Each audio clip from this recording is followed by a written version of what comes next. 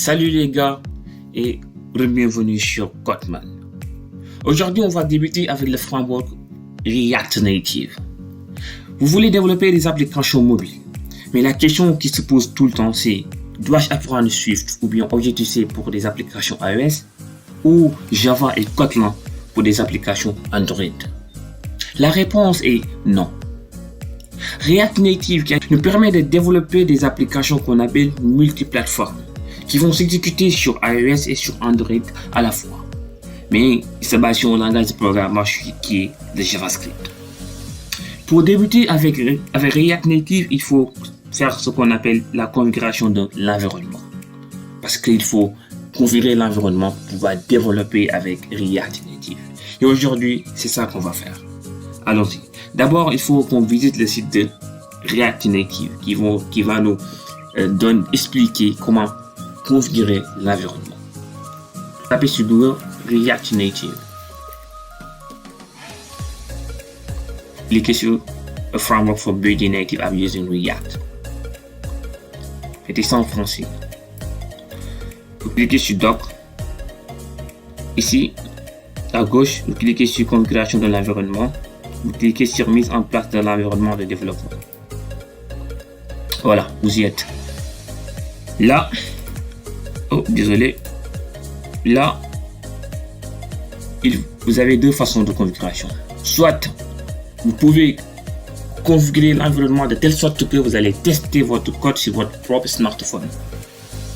Ou bien, vous allez configurer l'environnement pour tester votre code sur un émulateur.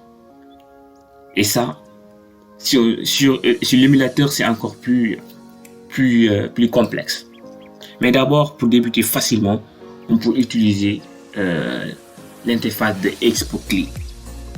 D'abord, on te dit d'installer npm install-g Expo-Cli. C'est pas installer, c'est install. C'est parce qu'on l'a mis en français, donc il nous change l'install avec installer. Mais d'abord, il faut télécharger Node.js. Là, sur le site, ils disent qu'il faut télécharger Node.js la version 12. Mais la semaine passée, la dernière version 14.15, si je ne me trompe pas, vu le jour. Donc, allons visiter le site de Node.js. Et là, tapez Node.js.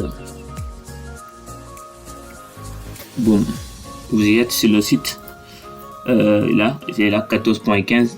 Vous cliquez, vous téléchargez. Moi, je l'ai déjà fait. Après, vous l'installez là. Hop. Une fois installé, vous venez ici. Moi, je l'ai épinglé ici, mais vous allez descendre et vous allez voir ici Node.js. Vous allez ouvrir Node.js command prompt. Vous allez taper d'abord Node.js-v pour voir la version installée. Voilà, c'est la dernière version qui est là. C'est la version 14.15.0. Voilà, là il dit d'installer Expo. Expo, c'est essentiel, même pour exécuter l'émulateur, c'est essentiel parce qu'il faut l'installer. Voilà. Donc vous copiez ça, cette ligne de commande, vous le collez sur votre. D'abord, avant d'installer Expo, je vous conseille d'abord de taper cette ligne de commande. npm i. Ça veut dire install npm. Il va installer notre package npm. Oh, désolé, je me suis trompé, j'ai pas mis npm espace i npm. Hop, voilà. Il va installer notre package npm.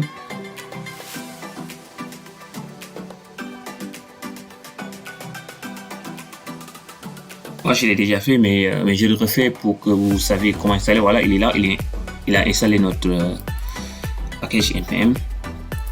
Et là, on peut exécuter une commande npm install-g expo-cli.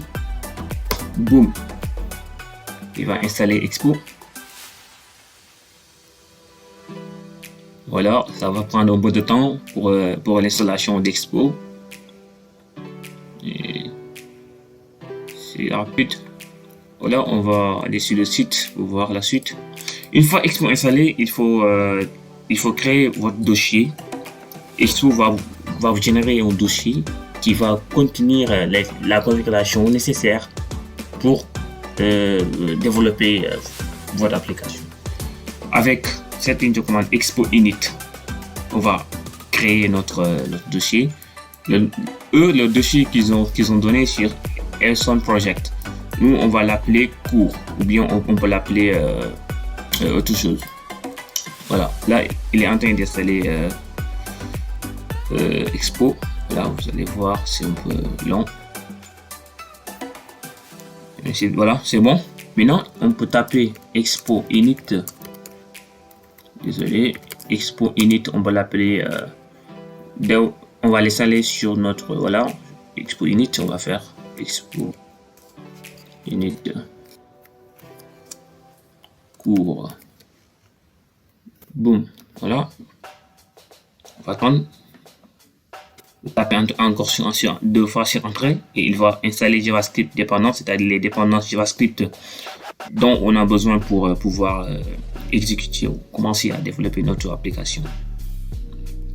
Voilà, ça va prendre un peu de temps. Voilà. Et une fois que ça s'installe, que c'est installé, donc là, vous avez terminé avec Expo. Donc, ce qu'il vous reste à faire, c'est d'aller sur iOS, c'est d'aller sur Play Store si vous êtes sur Android, de télécharger l'application Expo, ou bien sur Apple Store si vous êtes sur iOS pour télécharger l'application qui va permettre de pouvoir exécuter votre code sur votre propre smartphone et voir le résultat sur votre propre smartphone si vous ne voulez pas utiliser l'émulateur. Voilà, c'est bon. Il a généré notre dossier avec Your project is ready. Votre projet est prêt. Voilà. Quand on veut lancer notre projet, il faut taper Expo. D'abord, il faut se déplacer notre projet. CD. Le projet qu'on a appelé s'appelle cours. CD cours. Voilà. Et là, il faut taper Expo Start. Boum. Et voilà. Il dit votre projet est en train de démarrer. Voilà. Il va ouvrir ça. Attendez. Voilà. Sur votre application, l'application que vous allez télécharger sur Play Store ou bien sur Apple Store, je sais même pas. C'est cette application que vous allez utiliser pour scanner cette code. Et une fois scanné cette code, il va automatiquement charger le bundle JavaScript sur votre application, sur votre propre smartphone. Donc, vous allez voir le résultat de votre code sur votre propre smartphone. Voilà. Ça, c'est la configuration la plus facile. Voilà. On peut fermer ça. Voilà. L'autre configuration, il s'agit d'utiliser l'émulateur. On ne va pas encore créer notre dossier, non, on l'a déjà créé. Mais avec cette configuration, ce qui va changer, c'est que au lieu d'utiliser notre smartphone, on va utiliser l'émulateur. Voilà. Vous allez cliquer sur démarrage rapide.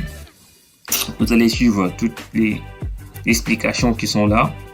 Voilà, c'est tellement basique.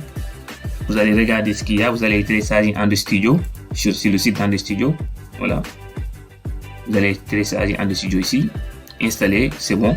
Vous retournez sur le site. Vous faites ce qui est mentionné là. Vous suivez ce qui est mentionné là. Vous allez sur panneau de configuration, Windows. Comment dirais-je? Voilà, panneau de configuration. Désolé, je suis un peu lent. Voilà. Vous allez sur panneau de configuration Windows. Vous allez sur compte utilisateur. Oui, compte utilisateur. Voilà. Vous allez voir, c'est tellement facile la configuration avec l'émulateur même. Il est là, compte utilisateur. Voilà. Vous cliquez sur modifier des variables d'environnement. Il est là. Voilà, c'est bon. Vous faites nouveau, bien nouvelle. Le dossier se trouve sur le disque C dans User Armos. Vous, si vous ne savez pas où se trouve votre dossier, une fois Android Studio installé et une fois que vous ouvrirez Android Studio, vous allez voir sur la fenêtre de paramètres cette page, cette chemin. Vous allez copier ça et coller sur votre panneau de configuration, sur votre nouvelle de notre variable, et boum, là, voilà, vous suivez le reste des explications et l'émulateur il est lancé.